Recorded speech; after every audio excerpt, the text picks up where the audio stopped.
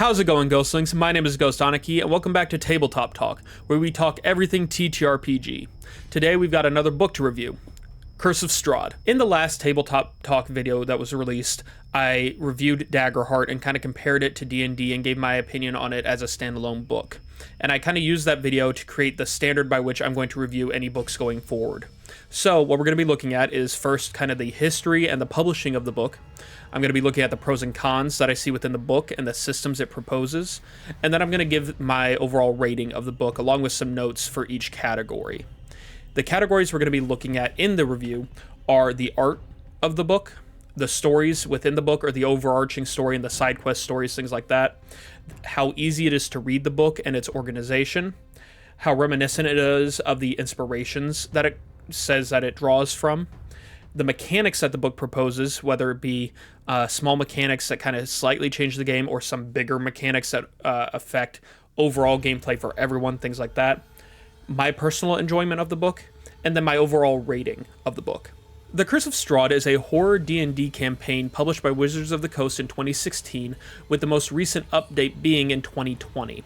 It's based on the 1983 D&D adventure Ravenloft, with other inspirations such as the 2006 Expedition to Castle Ravenloft, Strahd: The Memoirs of a Vampire in 93, Rahasia in 84, Realm of Terror in 1990, Fair Barovia in 2012, and Van Richten's Monster Hunters Compendium Volume 1 in 1999 and Volume 3 in 2000. It is written by a whole group of D&D's different creative consultants, designers, managers, editors, all under the lead designer Christopher Perkins. Curse of Strahd is very reminiscent of your very classic monster movies. You've got your vampires within this misty and mysterious realm. The villages around the castle of the vampire are all in terror or kind of a zombified state from their fear of this vampire overlord. You've got your vampires, you've got werewolves, you've got mystery involved, you've got threats to the players that they may become a vampire or hunted down by the vampire's undead minions. It's very reminiscent of your sort of Dracula stories and werewolf stories and things like that from, the old school monster movies. And it keeps to that theme throughout the entirety of the book very well. All the side quests do, and the book itself keeps to that. In the credits prior to the book actually starting, it reads, "Disclaimer. Wizards of the Coast cannot be held liable for any long-term side effects of venturing into the dread realm of Ravenloft, such as lycanthropy, vampirism, a fear of dead things, a fear of living things, an inability to sleep without a nightlight on, and a +5 Holy Avenger under your pillow, and the unsettling suspicion that Strahd is too clever to be so easily defeated, and that this is all just part of some grand scheme of his to extend his power beyond Barovia. You didn't think you could escape unless he wanted you to, did you?"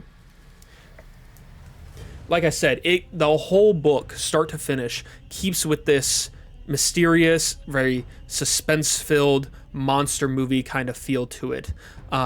The eyes of Strahd are always looking on you and looking on your decisions.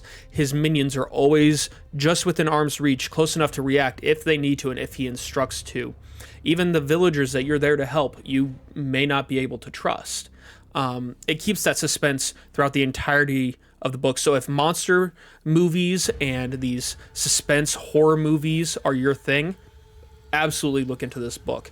It kind of reminds me a little bit of Van Helsing, the Van Helsing movies, in that you're the hero that's out to do this, and you don't know who you can trust. You don't know who's a monster or not. Maybe you're the monster. You never know. So if that's your thing, definitely check this one out. Now we get to the pros and cons of the Curse of Strahd, in my opinion. There aren't very many or very detailed pros and cons, to be perfectly honest. I forgot to write them down, so I had to go back through my notes and kind of piece them together. But with this book, they kind of fit together anyways. All my pros kind of lead into my notes within the rating. Same thing with the cons. And all the pros kind of fit into the same category, and the cons all kind of fit into the same category. So there's really not a lot to note in that regard. In terms of the pros, the first one that I see, the biggest pro I would say, is continuity. All the side quests flow very well into the main quest. It feels like the side quests in a very real way affect the main story and are in turn affected by the main story, kind of a give and take situation.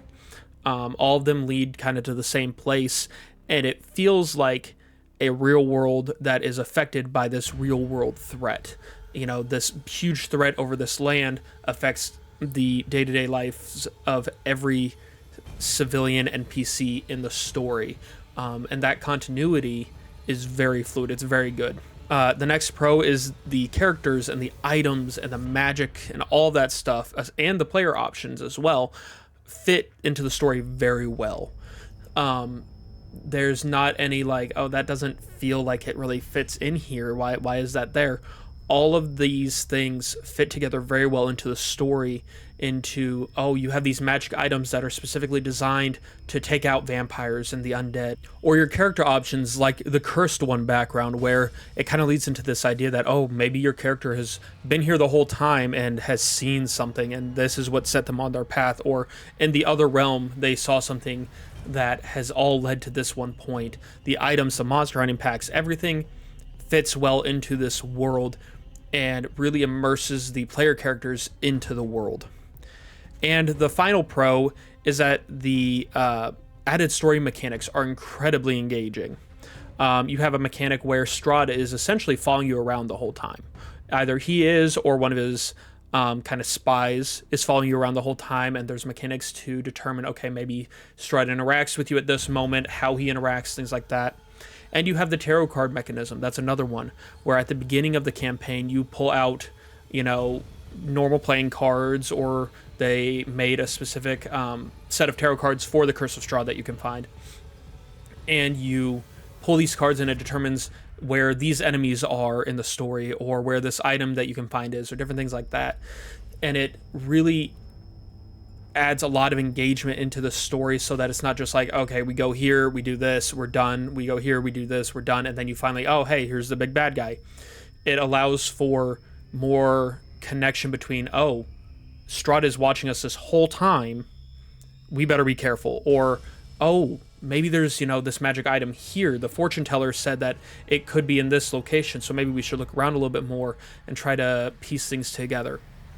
It creates a very engaging story and very engaging gameplay, where it otherwise would be kind of, okay, go here, go here, go here, go here. Here's your reward. Go fight the big bad. So I think that's a very big pro as well. The cons are a little bit more focused on what is the negative for the DM. There's not really a lot of cons for the players that I found. I, as someone who is a DM, mainly, I only ever been a DM. All the cons that I found were specific to that, which could be just the fact that I am a DM. But I didn't see a lot of cons for the players, so that's kind of where these come from. The first one is, it's a lot more work for the DM. There's a lot of spells that have to be reworked or removed. It makes suggestions on how to remove them or how to rework them. But going through and finding the list of, okay, every spell that you have to cut out, making sure you communicate that with your players, making sure that you're keeping on top of, okay, this magic item can't work in this way, so how are we going to rework it? That kind of thing. It adds a lot of work and rework for the DM from the get-go. Which isn't necessarily a bad thing. I mean, you kind of expect a certain level of work as a DM anyways, but straight from the get-go, it is a lot of, okay, I got to keep track of all this. The next con that I found is that the book felt very cluttered. It felt very compressed. There was a lot of information in small spaces, essentially. And again, some people like that. I like to have a little bit more detail spread out, but it felt very cluttered in the sense of very back-to-back of, okay, this place, this place, this place, this place, without any direct line of, okay, this is how the main story progresses. This is the path that you follow if you want to get the main story. And there are a lot of places to discover and explore in the story. Barovia is a decent-sized map, but it felt very compressed to me when reading it. And the final con is the maps. I had an incredibly difficult time keeping track of the maps, specifically when it came to the dungeons. There are so many moving pieces in the dungeons, traps and enemies and locations, and you go up this flight of stairs, you lead here, down, all this. And it makes sense when you think of a giant castle or the land that is, guarded or under the rule of a vampire overlord, it makes a lot of sense that there would be a lot of traps and a lot of enemies, a lot of spies. But it's a lot to keep up with, and it felt very... it was very confusing, to say the least. I had a hard time keeping track of the vampire castle especially. Some people may not, but that was just me. That's a con I found, was that it was really hard to track the progression of where the players would go or how the map was supposed to be followed. So those are the pros and cons. Like I said, this is all specific to my reading of the book. All of this video, these reviews are opinion based. So what I found as pros or cons, someone else may not. But that is kind of how I viewed it. Was a lot of the pros were based in the story of the book, in the mechanics that the book presents, and how the story flows with itself, which is very player focused, which is a good thing. And all the cons felt very focused on, okay, the DM prepping prior to the story. Once it's prepped, it wouldn't be as much of an issue, but in the prep work is where I found the most downsides to the story. And now for the main event, the thing that will make or break the book, The Curse of Strahd, my review. Because obviously, as a small creator who talks about TTRPGs sometimes, my opinions are what Wizards of the Coast looks for. It's what they ask for. It's what they need for their books. No, but on a real note, as you'll see in my rating, Curse of Strahd was very back and forth in how I viewed the different portions of it. And, I'll explain why, obviously. But it kind of led to a pretty average rating. So, starting with art. For the art of Curse of Strahd, I gave it a 6 out of 10. The art style of Curse of Strahd is fairly common for D&D campaigns, specifically for official D&D campaigns. There wasn't a lot of change to the general art style. The monsters felt very D&D, the enemies, the NPCs, all of it did feel very, like I said, standard to D&D. But I do give a little bit of a bonus for really good incorporation of the kind of gothic style, which fits very well with the story and the card art and the calligraphy on the notes. There was just enough change to fit into the story's aesthetic. It took the D&D style and made it gothic, made it, the monster movies. And I think that was a really nice touch. But beyond that, it really didn't change much. It felt like D&D gone monster movie. And throughout this, as usual, I'm going to show pictures from the book so you can kind of see the art style, the calligraphy, the card art, things like that. I don't have the tarot cards. I borrowed this book from a friend. He let me read it through it. So I don't have the tarot cards, but I do have some map printouts that come from the book and the book itself, so I'll show some of the pictures there. Next up is the stories within the book. This is the main story that the players will follow, and all the side stories that lead into the main story or do their own separate thing. And for stories, I gave it a 7 out of 10. Like I said earlier, everything flowed together very, very cleanly. All the side stories felt like they directly influenced the main story, directly influenced the players getting to the main antagonist. And the main story, the antagonist Strahd, it all felt like it very heavily affected the world around it. It very heavily affected the NPCs and the villages in the area. It did feel fairly standard for a vampire horror story. Like I said, it felt like a classic vampire story. There wasn't anything especially notable beyond that, notable in that idea of it being a vampire story. So that the bonus is that it kept to that very well, and everything flowed very well. Which, all of that considered, does make the story much more immersive for the players and for the DM, which is a very big bonus. But in terms of it being a vampire horror story, it did feel very standard there wasn't anything that really set it apart from any of the other vampire stories out there. Next is the lowest rating I gave the book: ease of reading and organization. I gave this category a 3 out of 10. Like I said earlier, I had a lot of difficulty following the maps. I had a lot of difficulty following the story in terms of the main progression of the story for the players. Everything felt very cluttered and overwhelming. There was a lot of information in very small packages, and it made it really hard to really immerse myself into the story and plan out, okay, how would I do this for my players? How would I get this rolling? There were also a lot of moving parts to keep track of, such as, like I mentioned earlier, there's a mechanic that allows Strahd to kind of follow around the players and keep an eye on them. And the mechanics that it presents would add a lot more for the DM to keep track of, which isn't necessarily a bad thing, but in combination with how cluttered and overwhelming I said it felt like an added thing that I had to try to figure out and kind of push into the story as a whole. Now we come to the highest score I gave Curse of Strahd, which is in the inspiration. I gave how reminiscent it was of its inspiration points a 10 out of 10. Keep in mind, I have not read any of the books that I listed in the beginning of the video, like Ravenloft or any of the other D&D campaign books or added information books, things like that it listed. I've not read any of those, so I can't speak to how accurate it is to those. But knowing, the monster movie side of things, having watched, things like Van Helsing, which kind of fits into the same vibe of the story and feels like an inspiration point for the story, what could be an inspiration point for the story. I think it followed that suit very, very well. It felt like reading an old school vampire monster movie script or story. It reminded me of how I picture Dracula. Strahd is very much a Dracula-esque character, and everything in the book, from the gothic art style, the semi-horror vibe, all the NPCs and how they interact, all the items, it all felt very true to that inspiration.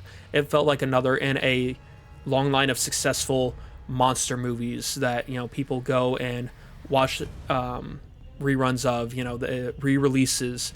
It felt very true to that, which is good.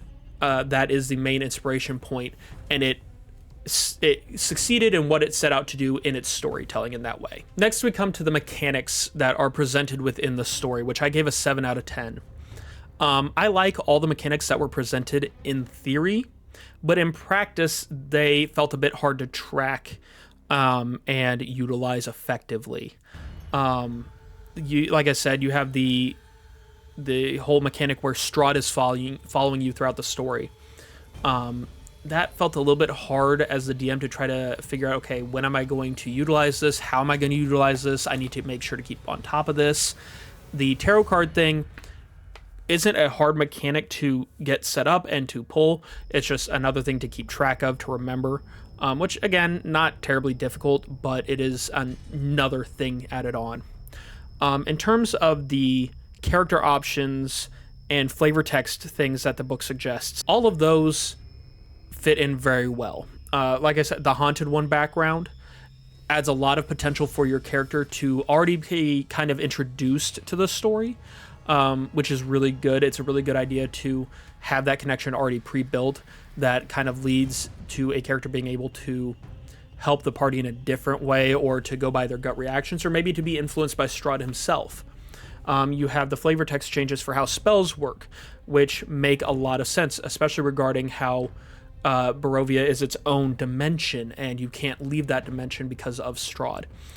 So the flavor texting for spells and some of the other items makes a lot of sense. Like I said, the mechanics make sense, and I like them. It was a little much to kind of keep track of some of the more broad or long-lasting mechanics like Strahd or the tarot card system. But 7 out of 10 is still a good score. The mechanics were really good.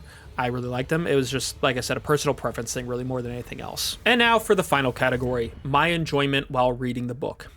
I gave this category a 4 out of 10. This is largely just because the whole monster horror, horror suspense kind of thing isn't my preferred genre. I don't really get into those genres very much. I don't get into the horror genre very much. It's just never been my thing. So that brought the enjoyment down a little bit just from the get-go. But beyond that, my notes on the ease of reading and how cluttered it felt and how overwhelming it felt added to the, I don't want to say lack of enjoyment, but the lower score in the enjoyment category. It made it hard for me to immerse myself into the story and get excited about playing it. I didn't get excited about the story. It felt tedious reading it. And so that's where my enjoyment score comes from. The enjoyment category is probably, most likely the most opinion-based, the most subjective here, because it does come down to my opinions of how a story should ideally be written out and my opinions of genre, things like that. But I didn't get into Strahd very much. I didn't feel excited at the prospect of running the story. It felt tedious and it felt like a lot of work. When averaged out, this gives Curse of Strahd a 6.16 out of 10, which is rounded to 6. Really, there was a lot playing against Strahd here. Like I said, the ease of reading and organization brought it down a lot. My personal enjoyment brought the overall score down a lot. All the other scores were pretty decent. The lowest outside of that was a 6 out of 10, which isn't bad. It even got a 10 out of 10 in the reminiscent of inspiration category. But those two categories really brought it down. But 6 out of 10 still isn't bad. What that means is, from my perspective, Strahd is a fairly average, maybe slightly above average campaign. I didn't personally enjoy it very much. I found it difficult, but that doesn't necessarily mean you would. You would feel the same way, I mean. But overall, I mean, it's still 6 out of 10 is not a bad score. It's a pretty average score. I felt Curse of Strahd was a fairly average campaign. Not something I got excited for, but also not something I absolutely hated reading. It was just a few key points that made it really difficult to get into and to immerse into, which for me as a DM is very incredibly important. So there you have it. That is my thoughts on the Curse of Strahd.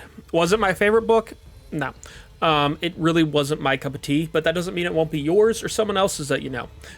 This is just my thoughts on it to maybe help you inform your opinions on it. I feel like the summary of my opinions of Strahd is that its greatest strength is how well the themes of the story flowed. The themes all connected and felt like they influenced each other, and that I feel like makes a very immersive story for the players. I think its greatest weakness was in how much effort the DM has to put in. Not that the DM shouldn't put in effort. That's part of what we do as DMs, is we put in effort to create an engaging and fulfilling story.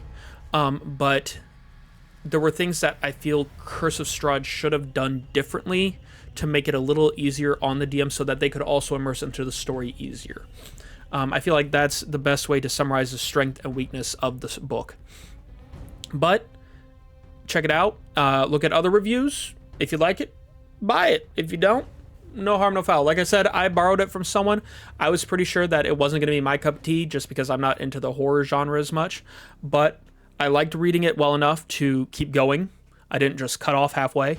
And it's something that if I need to, it's a good backup to have if I ever need to run a story. I'm already familiar with it, and I can pull it out and run through the story quick, get it prepped, and get going. But yeah, so that's my thoughts. Tell me what you think in the comments. Tell me if you like Curse of Strahd, if you played it, what you liked about it, what you maybe didn't like about it. Share your thoughts. We'll converse. It'll be a grand old time. But that all being said, thank you all for being here. If you liked everything, check out all the places: YouTube, Discord, Twitch, TikTok. Check them all out so you don't miss any content, news, updates, changes. I do gaming content, D&D, TTRPG content. I do all sorts of stuff. Come hang out. As always, if you liked everything, share with your friends, share with your family, share with your neighbors, and share with your overlord vampire guy. Maybe if you share with him, he'll be distracted, and you can kind of sneak around his castle a little bit easier while he's watching videos about himself and his story. So share with him so maybe you don't get caught. As always, thank you all for being here. I greatly appreciate it. Have a great night, great week, great day, great everything, and I'll see you in the next video. Bye, Ghostlings.